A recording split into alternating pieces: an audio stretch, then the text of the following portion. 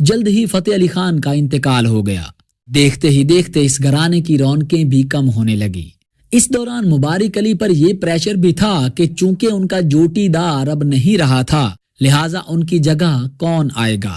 کیا وہ اتنا پالشڈ آرٹسٹ ڈھونڈ یا پیدا کر پائیں گے جو فتح علی خان کی خلا پوری کرنے کا اہل ہو؟ ایسے میں جب وہ نصرت کو دیکھتے تو کبھی کبھی مایوس ہو جاتے۔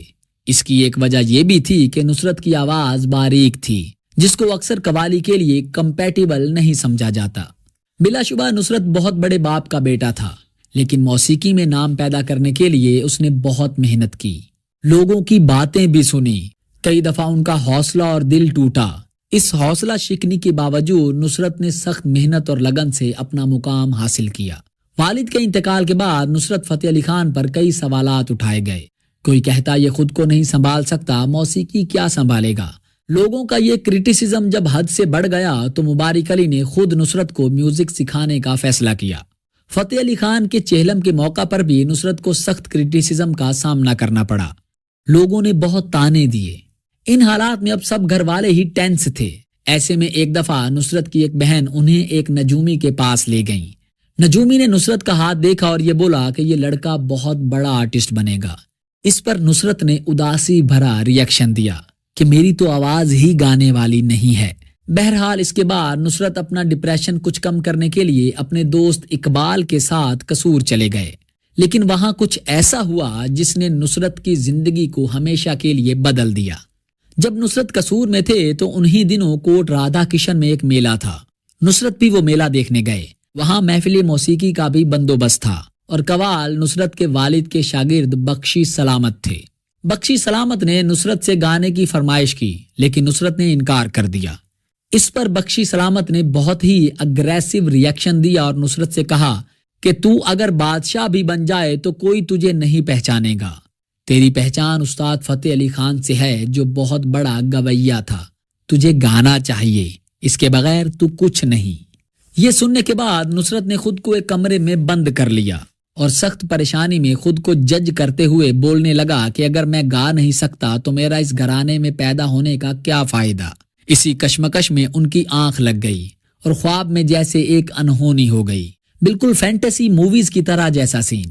خواب میں نصرت کے والد آئے اور انہوں نے نصرت کا ہاتھ پکڑا اور ان کو ایک دربار پر لے گئے اور ان سے کہنے لگے کہ میں اس دربار پر گاتا رہا ہوں، تم بھی گاؤ۔ نصرت نے جواب دیا لیکن میں نہیں گا سکتا۔ اس کے بعد خواب میں ہی فتح علی خان نے نصرت کو میوزک کی باریکیاں سکھائیں اور گلے کی موومنٹ کا بتایا۔ خواب میں نصرت کو گاتا دیکھ کر سب حیرانگی سے ان کے آس پاس جمع ہو گئے۔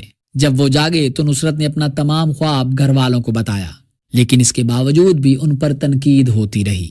چہلم کے موقع پر نصرت کی حیران کن پرفارمنس نے سب کو حیران کر دیا۔ ان کی پرفارمنس میں خواب میں کی گئی ریاضت کا رنگ اچھے سے نظر آ رہا تھا، لیکن بڑا چیلنج ابھی باقی تھا کیونکہ نصرت ابھی پارٹی میں شریک نہیں ہوئے تھے، اس لیے ان کو اور ریاضت اور محنت کی ضرورت تھی۔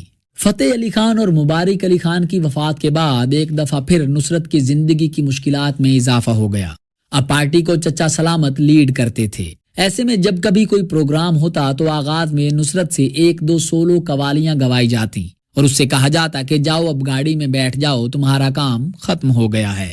گاڑی میں بیٹھ کر جب وہ اپنے گاتے ہوئے ساتھیوں کی آواز سنتا تو بڑی حسرت سے سوچتا کہ ایک دن میں بھی مین سٹریم پر پرفارم کروں گا، لیکن پھر وہ سوچتا کہ آخر کب ہوگا ایسا۔ نصرت جی نے یہ سب دیکھنے کے بعد سخت محنت اور لگن کو اپنا اصول بنا لیا۔ ایسے میں ایک دفعہ جب 23 مارچ کو ریڈیو پاکستان میں میوزک پروگرام تھا تو اس میں ان کی پارٹی کو بھی دعوت دی گئی۔ نصرت بھی ساتھ تھے۔ پارٹی کو نوازش علی خان لیڈ کر رہے تھے۔ ریہرسلز کے دوران شکور بے دل نے ایک یونیک آواز سنی۔ یہ آواز نصرت کی تھی۔ انہوں نے نوازش علی خان کو اوپینین دیا کہ آپ قوالی اس بچے سے لیڈ کروائیں، اور پھر وقت نے دیکھا کہ اس پروگرام میں نصرت نے ایسا پرفارم کیا کہ ان کا نام ہمیشہ کے لیے امر ہو گیا۔ سپیڈ سلو ہی سہی، لیکن اب نصرت نے کامیابی کی طرف آہستہ آہستہ قدم بڑھانے شروع کر دیے تھے۔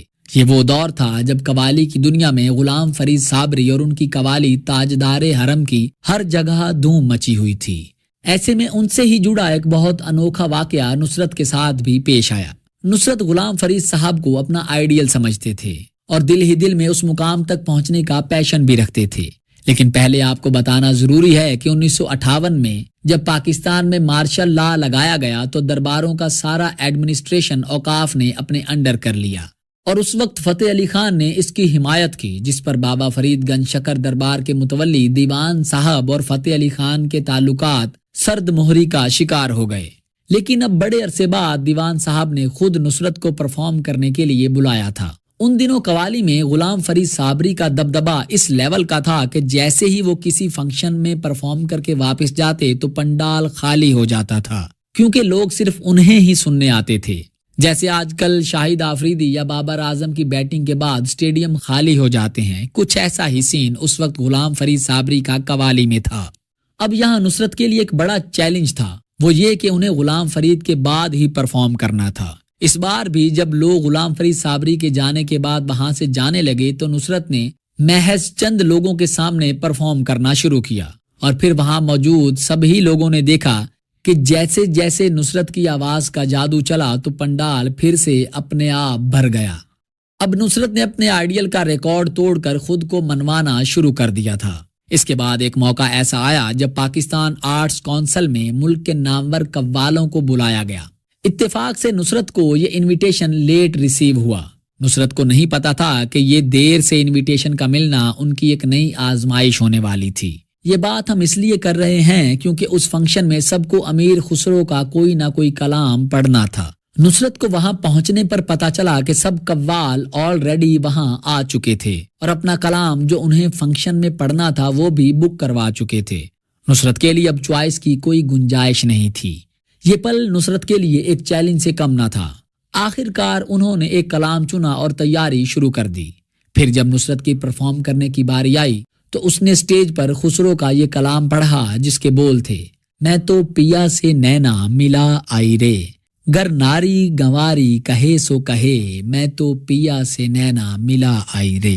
اس ایونٹ کے سیکٹری ملک سجاد حیدر کی باتیں مانی جائیں تو اس دن نصرت کی اس ڈسکوری نے سب کو حیران اور پریشان کر دیا۔ اس کے بعد نصرت نے راگ ساز گیری گایا جس نے تمام حال کو بے خود کر دیا۔ لوگ ان کے نام کے نعرے لگانے لگے۔ اس کے بعد انہوں نے قوالی حق علی علی گائی جس سے ہال میں موجود ہر آدمی ان کا فین ہو گیا۔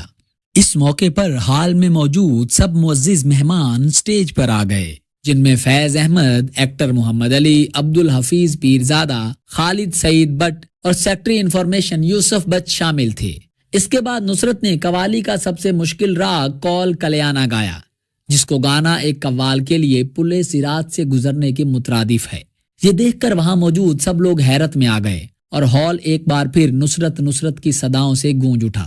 اس کے بعد پھر نصرت نے کبھی پیچھے مڑ کر نہیں دیکھا۔